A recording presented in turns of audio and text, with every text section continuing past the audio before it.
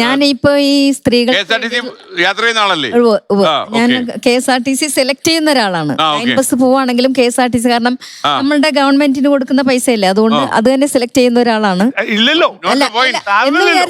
എന്ന് വിചാരിച്ച് ലൈൻ ആകെ നേരത്തെ പറഞ്ഞില്ലേ, ആകെ ഓടുന്ന ബസ് 3000 ആണ്. പ്ലീസ് 2000 ബസ്സുകൾ സൂപ്പർ ഫാസ്റ്റ് എക്സ്പ്രസ്. അനുവദിക്കൂ. സ്ത്രീകളുടെ പുരുഷന്മാർ ആക്രമണം പാടില്ല. സംസാരിക്കട്ടെ. ഞാൻ 28 വർഷം ബസ്സിൽ തന്നെ യാത്ര ചെയ്യുന്ന ഒരാൾ, ഇപ്പോഴും അങ്ങനെ തന്നെയാണ്. ഞാൻ പറയുന്നത്, ഞാൻ ഈ സൗജന്യ യാത്രയ്ക്ക് അനുകൂലം ആണ്.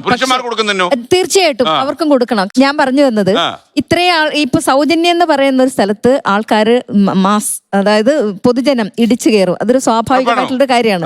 ഇടിച്ചു കയറും. അങ്ങനെ കയറുന്ന ബസ് അത്രയും ആൾക്കാരെ അഫോർഡ് ചെയ്യാനുള്ള ബസ് ഇത് ഓർഡിനറി ബസ്സുകളിൽ മാത്രമാണോ? അല്ല, സൂപ്പർ ഫാസ്റ്റ് സർവീസുകളിലും എക്സ്പ്രസ് വണ്ടികളിലും ഒക്കെ വേണം.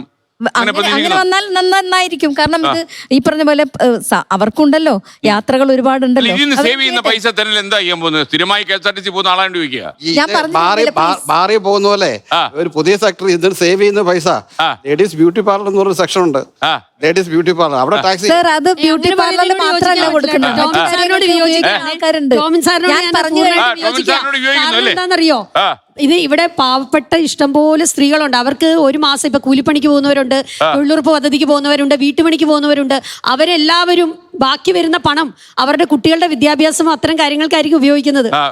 ഇത്രയും ആൾക്കാരെ അഫോർഡ് ചെയ്യാനുള്ള KSRTC ബസ്സില്ല. പിന്നെ അവർക്ക് ശമ്പളം കൊടുക്കണം, മെയിന്റനൻസ് ഉണ്ട്, അങ്ങനെ ഒരുപാട് ചെലവുകൾ ഇവർക്ക് വരുന്നുണ്ട്. മാത്രമല്ല, ഇവിടെ കൂടുതൽ കൊച്ചി മെട്രോ സിറ്റി എന്നുള്ള നിലയ്ക്ക് കൂടുതൽ യാത്ര ചെയ്യുന്നത് പ്രൈവറ്റ് ബസ്സിലാണ്.